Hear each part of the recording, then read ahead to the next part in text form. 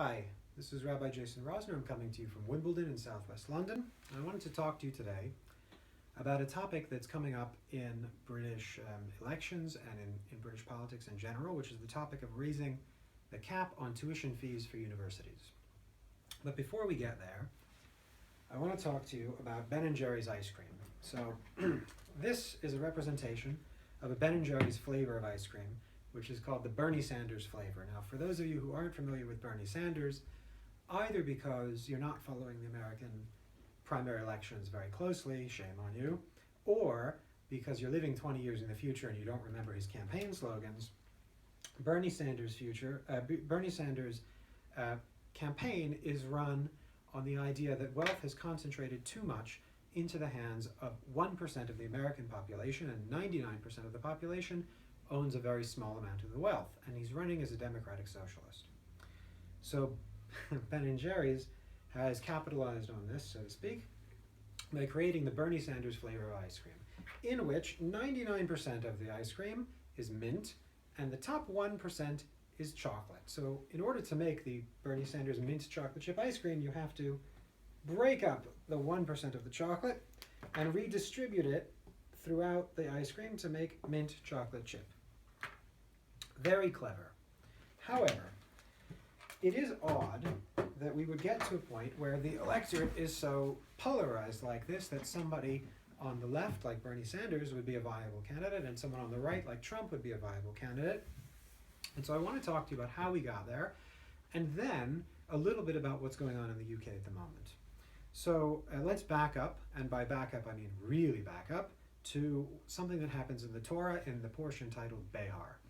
Behar at the beginning talks about, we've got a copy of it right here, it talks about the sabbatical year. So every seventh year, what happens is everybody reverts to their original land. Now in Israelite society, you have land, your family had the land basically in perpetuity since the beginning of when the land was distributed, and you had ownership of it regardless of whether or not you put a mortgage on it. So we're going to play a little game here. We'll do a little demonstration. So these are going to represent fields. This is a vineyard. It's got a house on it. Belongs to one family in perpetuity. This is a wheat field that has a house on it. Belongs to another family. And this is a pomegranate field, and it's got a house on it, and it's over here. So what you basically have, we're going to represent people. This here is going to be us, right? So we live on the wheat field. Our family was given the wheat field initially, and we own it basically forever. At some point, we need a basic provision for human life. We don't have enough wheat, or we need something, we're lacking in some basic element that's needed to sustain life. And what happens at that point is we sell ourselves into debt. And we go over here and we work in the vineyard, and in return we get paid, and then someone else, who's going to be represented by this little mouse that was lovingly knit by Marcel, who lives on the pomegranate field, is going to come over here, and they're going to get our wheat field, and they're going to get some money, and everyone sort of moves around. According to the Torah, every seventh year, all of this gets canceled, and all of the debts get wiped out, and everybody goes back to their initial spots. We come back to our wheat field, the mouse come back to its pomegranate field where it happily eats pomegranates. All the debts are wiped out, and in theory everyone returns to their ancestral land, which they used as collateral for the debt in the first place. Now, for those of you who have worked in banking or ever taken out a loan, you can see that this is going to create problems, because if you're the person that owns the grapevines and you're loaning money to these people, you're not going to want to loan them money right before the seventh year of the cycle, because the debt's going to be wiped out and you're going to lose all your money. So you might say, well, this is an odd system where people have all this permanent collateral and everything moves around. Well, it turns out that Israelite society is not the only society to run this way. Greek society had a similar idea. So I'm going to give you a parallel, and then we're going to fast forward to what's going on today. So we have our lawgiver, great lawgiver Moses, who comes up in the Torah over and over and over again, and the Greeks have a lawgiver named Solon. Solon lives in the 6th 6th century. Welcome to part 2. So when we left off, we were talking about Solon, who was a Greek lawgiver who had a similar system to what we saw in the Torah. And the deal was, again, everybody owned their land in perpetuity. But what you would do if you needed a basic element of life, if you needed food or shelter or something, what you would do is you would mortgage your land. And what would happen is someone would come and they would put a pillar on your land, or stone, to mark that you owed a certain amount of your produce to them. Right? Great. These were called horoi. And each time you went into debt, someone came and put one on your land. So what you ended up with was you would farm the land and you would get less and less of your produce back. You would keep losing wealth, and it led to a very unequal society. And when Solon came to power, he found a lot of people with all of these pillars on their land, and they were agitated and sort of radicalized. So he did what in Greek it was called the seisachtheia, which is the shaking up of the boundary stones, and he just wiped out all the boundary stones and reset everything. And that worked great, but again, if you are the one who owns the boundary stone, if you get the benefit of the boundary stone, then you don't want that to happen because you lose everything that you have given to these various people. So within Jewish tradition, this system was untenable after a while, and what happened was, fast forward to around the year 60 BC, the year 20 or so CE, when we come across Hillel the Elder. Hillel the Elder says, this is no good. I'm going to remove the fields now. We need to be able to carry our loans through this 7th year sabbatical deal. So let's say the frog takes out a loan from the mouse, right? He gets his money. Problem is, right before the 7th year, people don't want to loan money because they're going to lose it. So Hillel says, rather than having the loan go from this person to this person, the loan will actually be held by a third party, by the state, and then it won't be canceled. So you have debt that carries through the sabbatical year. Great.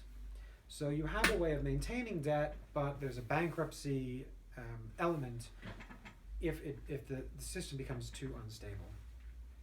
So let's fast forward to now. I wanted to talk to you about tuition caps in the UK and give you a cautionary tale from the US, which is an area that I've done a lot of research in, which is student loans in the US.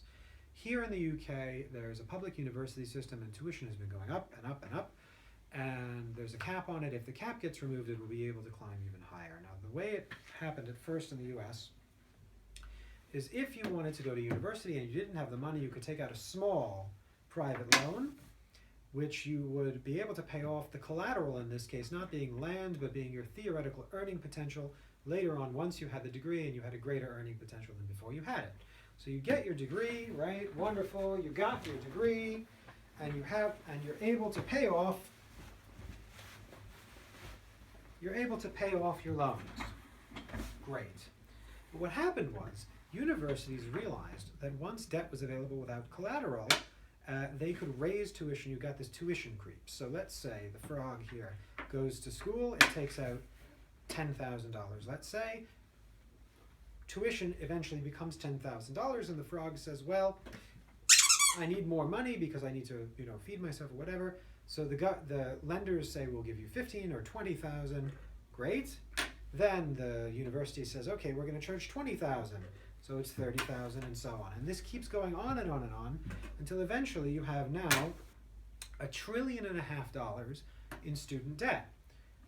Enormous. But the problem is that degrees have depreciated in value because now more people are able to go to universities, but there are more private universities that give bad degrees. So many people have degrees that the earning potential doesn't add up to the amount of debt, and the debt can't be paid off.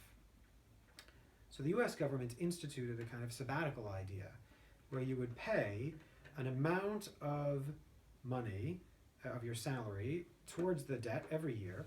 But what would eventually happen is the government would just wipe out your debt. It would be fine at the end of 25 years. The problem is that this would come out of the government's budget because the government now owns the debt. And when this starts to happen, the first year this will happen, by the way, is 2017, people will get increasingly angry because the public will be footing the bill for all of this debt.